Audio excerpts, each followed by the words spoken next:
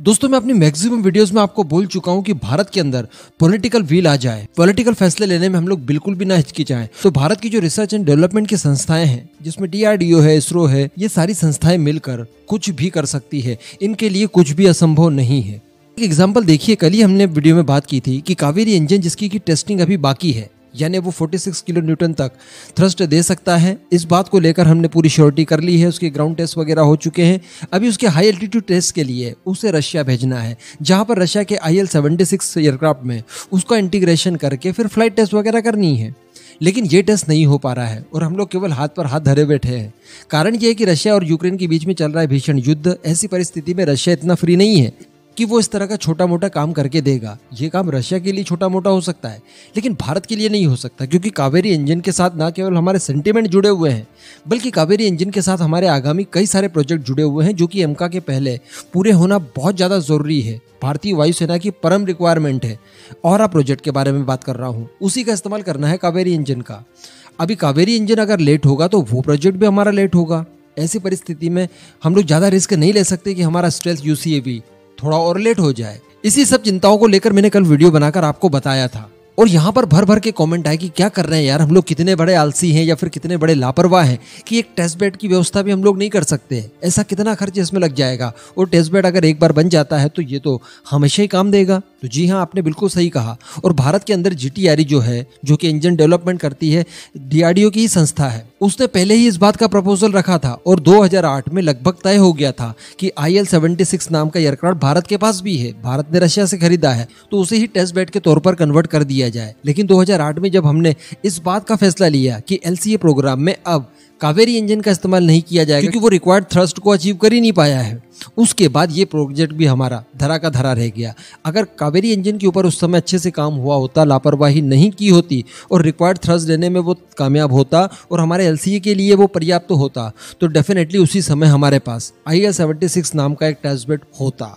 इसी के साथ साथ हमारे पास एक और एयरक्राफ्ट है, बोइंग का 747। इसमें भी 4 इंजन लगे हुए हैं और ये पहले VVIPs को ले जाने और छोड़ने के काम में लिया जाता था।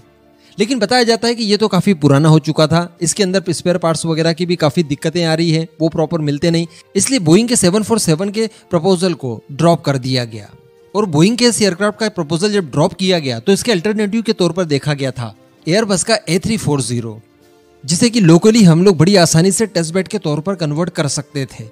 अगर ये टेस्ट बेड बन जाते तो कावेरी इंजन के साथ साथ और भी जो हमारे स्पिन ऑफ प्रोग्राम वगैरह चल रहे हैं, साथ ही कावेरी का जो अगला वेरिएंट होगा जो कि 76 किलो न्यूटन का होगा, और उसे हम लोग हमारे फूफा में इस्तेमाल करेंगे। फूफा वही जो नाराज बेड, तो इन सब की टेस्टिंग के लिए भी हमारे पास एक प्रॉपर टेस्ट बेड होगा। साथ ही जो हम लोग एमका के लिए 110 किलो न्यूटन का इंजन डेवलप करेंगे फ्रांस की साफरान के साथ मिलकर, जिसके लिए ग्राउंड टेस्टिंग की ऑलरेडी सुविधाएं कर ली गई हैं। इनके लिए जमीन वगैरह DRDO ने आइडेंटिफाई कर ली है, जल्दी ही इनके ऊपर फैसिलिटी को तैयार कर लिया जाएगा।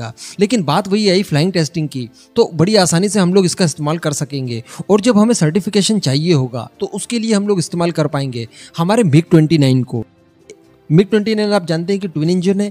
एक इंजन निकालकर इस इंजन को इंटीग्रेट करके उसके बाद हम इसकी टेस्टिंग करके इसका सर्टिफिकेशन करवा सकते हैं। और जो एमका के लिए टेस्टिंग होगी उसके लिए तो खैर रफाल है, तो कोई ज़्यादा प्रॉब्लम वगैरह नहीं जाएगी। लेकिन इन फ्यूचर भारत का GTRE जितने भी तरह के इंजन वगैरह डेवलप करेगा, उनके लिए टेस्ट बेड तो हर हाल में हमें चाहिए ही चाहिए। तो ऐसी परिस्थिति में बताया जा रहा है कि इनके ऊपर आप काम करना शुरू किया जाएगा, और कोई बहुत ज़्यादा परेशानी इसमें जाने वाली है भी नहीं।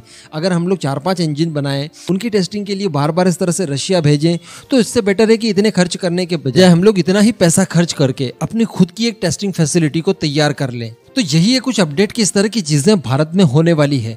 अगर ये चीजें सोचिए कि हम लोग थोड़ा सा और पहले कर लेते तो कितना बेनिफिशियल रहता हमारे लिए। यानी ये बड़े दुर्भाग्य की बात है कि इतने सालों की तपस्या के बाद आप केवल एक इंजन बना रहे हैं, उसको भी टेस्ट करने के लिए प्रॉपर टेस्ट फैसिलिटी आपके पास मौजूद नहीं है। हमारे पिछले एडमिनिस्ट्रेशन ने इस बात को सोचना चाहिए था कि ठीक है, आज हम लोग हमारे कावेरी प्रोजेक्ट को LCA के लिए पर्याप्त नहीं मानते और LCA में कावेरी के इंटीग्रेशन की प्लानिंग को हम लोग दूर कर रहे हैं। इसके बावजूद हमने ये सोचना चाहिए था कि हमारी एयरफोर्स की रिक्वायरमेंट इतनी बड़ी है, इसके अलावा हम लोग और भी कई तरह के इंजन डेवलप करने वाले हैं। तो इस तरह के जब इंजन हम लोग फ्यूचर में डेवलप करेंगे तो उनकी टेस्टिंग के लिए आखिर हम लोग व्यवस्थाएं कहाँ से करेंगे। लेकिन इतनी सी चीज भी हमारे यहाँ भारत में सोची नहीं गई, और यही सबसे बड़ी लापरवाही है। और जब इस तरह के काम महत्वपूर्ण रुक जाते हैं हमारे, तो उसके बाद हम लोग दोष किसको देते हैं? HAL को, इसरो को या फिर DRDO वगैरह को दे दिया। कहने का मतलब जो असली परेशानी है उन्हें हम लोग एड्रेस नहीं कर पाते हैं, उन्हीं को करने की जरूरत है, तभी भारत पूर्णतः आत्मनिर्भर बन पाएगा। बाकी इस पूरे मुद्दे पर आपका जो भी मानना हो नीचे कमेंट करके जरूर बताइएगा।